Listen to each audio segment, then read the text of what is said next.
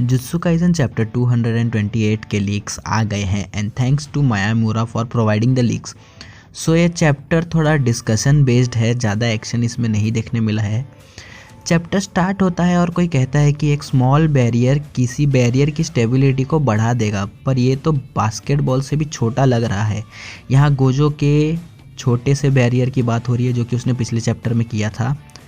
कुसाकाबे कहता है कि इम्पॉसिबल, और वो अभी तक डिसबिलीव में है कि ये कैसे हुआ। वेल, कुसाकाबे यहाँ ऑडियंस को रिप्रेजेंट कर रहा है और मैं कहती है कि कितनी बार हमें ये इम्पॉसिबल सुनना पड़ेगा। कुसाकाबे पर ज्ञान का भंडार है, तो वो कहता है कि अगर आप खुद को और अपने अपोनेंट को एक ऐसे बैरियर में ट्रैप करोगे जिसका मास तुमसे कम है तो वो बैरियर टिकेगा नहीं। पर चोजो कहता है कि गोजो ने ये करके दिखा दिया और यहाँ वो उसके प्रिज्म रेल्म में ट्रैप्ड होने का एक्सपीरियंस यूज़ कर रहा है। वेल, यहाँ पर किसी को भी बिलीव नहीं हो रहा है जो गोजो ने अभी अभी किया है, एंड उसी बात पर चर्चा हो रही है कि कैसे गोजो डोमेन के इंटीरियर और एक्सटीरियर को ऐसे मैनिपुलेट कर पा रहा है।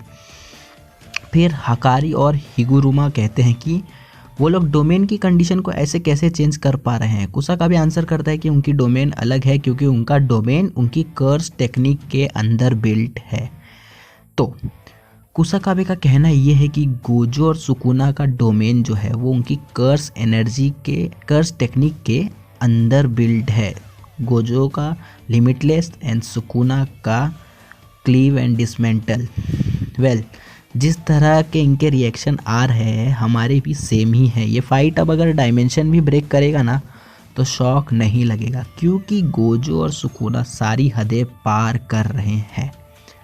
नेक्स्ट में कहती है कि हो सकता है गोजो ने मेलोवेन श्राइन को पूरे रेंज को कवर करने की कोशिश की है और जब वो ये नहीं कर पाया तो उसने अपना डोमेन छोटा कर लिया। वेल, ये हमने भी सोचा था पिछले चैप्टर में कि गोजो ने ऐसा कुछ किया, जो कि हमने देखा भी था पिछले चैप्टर में। पर यूटा ये रियलाइज़ करता है कि सिर्फ गोजो ही नहीं, सुकुना ने भी उसके डोमेन को एडजस्ट कर लिया है उस स्मॉल रेंज के हिसाब से।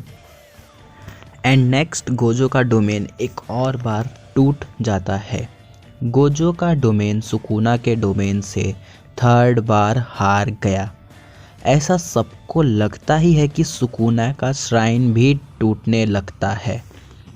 क्योंकि सुकुना इंजर्ड है तो उसका डोमेन टूट गया एंड ये देखकर सब हाइप्ड हो जाते हैं।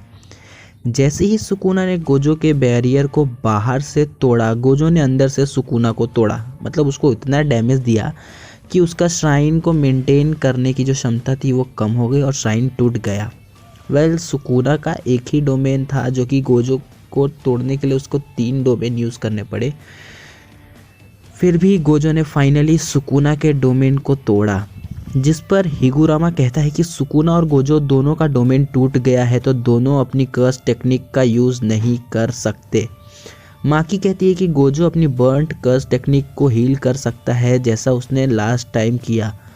पर यहाँ पर जैसा कि हमें पता है कि अगर आप डोमेन बैटल में हारते हो तो आप अपनी कर्स टेक्निक का यूज़ नहीं कर सकते, जिसको कि गोजो ने ही क्रॉस मतलब हटा ही दिया पूरी तरह से अपनी रिवर्स कर्स टेक्निक से ही अपनी कर्स टेक्निक को रिकवर करके, जो कि हमने पिछले 2 चैप्टर्स में देखा।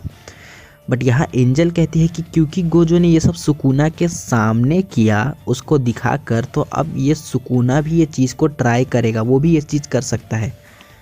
तो जब गोजो ने बर्नट आउट कर्स टेक्निक को रिकवर किया तब ये सवाल था कि सुकुना भी ये कर सकता है क्या। वेल, किंजाकू की हेल्प से सुकुना ने उसके सोल्स को 20 फिंगर में स्प्लिट कर दिया था और सुकुना को ये पता था कि कैसे करना है। जैसे सुकुना ने खुद को मेगुमी में ट्रांसफ़र किया और उसी तरह सुकुना भी खुद की टेक्निक से खुद को रिकवर कर सकता है, क्योंकि ये एक रिवर्स कर्स टेक्निक ही है अगर हम लोग ओवरऑल देखें तो।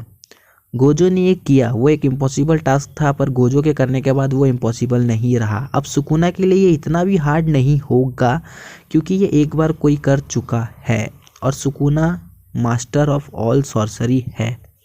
इसके बाद गोजो और सुकुना बैटल कंटिन्यू करते हैं और गोजो सुकुना को एक किक मार के सोचने लगता है कि सुकुना श्राइन के अलावा कोई और कर्स टेक्निक का यूज़ क्यों नहीं कर रहा है। इनफैक्ट जब तक उसका डोमेन डिस्ट्रॉय नहीं हुआ था, गोजो सुकुना से लीड में था 3 मिनट तक। सो फाइट के स्टार्ट में गोजो जिस तरह से फाइट कर रहा था, तब की बात सोच रहा है गोजो कि मैं तो लीड में था, तब भी सुकुना ने अपने क्लीव और डिसमेंटल का ही यूज़ किया, उसके अलावा किसी और टेक्निक्स का यूज़ क्यों नहीं कर रहा है। नेक्स्ट गोजो ये अंडरस्टैंड करने की कोशिश कर ही रहा है कि सुकुना 10 शैडो टेक्निक का यूज़ क्यों नहीं कर रहा है और महारोगा को उसने डोमेन के अंदर क्यों नहीं बुलाया जब गोजो सबसे ज़्यादा वर्नेबल पोजीशन में था। गोजो को ये भी पता है कि सुकुना के पास मेगुमी की मेमोरी है, जहाँ वो और मेगुमी महारोगा के ऊपर बात कर रहे थे। तो बेसिकली गोजो यही सोच रहा है कि सुकुना सिर्फ क्लीव एंड डिसमेंटल का यूज़ क्यों कर रहा है और 10 शैडो टेक्निक क्यों नहीं। और जब वो ये सब सोचता ही रहता है कि महारोगा की व्हील क्लिक करते की ट्यून आती है और गोजो को चक्कर आने लगता है और उसके नोज से खून बहने लगता है। एंड में एडिटर का कमेंट आता है कि उन आँखों ने ऐसा क्या देखा।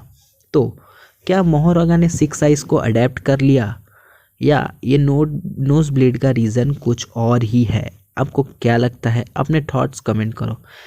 इस चैप्टर पे पूरी चर्चा फ्राइडे को अच्छे से फुल रिव्यू में आएगी। वीडियो को लाइक कर देना, चैनल को सब्सक्राइब कर देना। कियोत्सुके सायोनारा।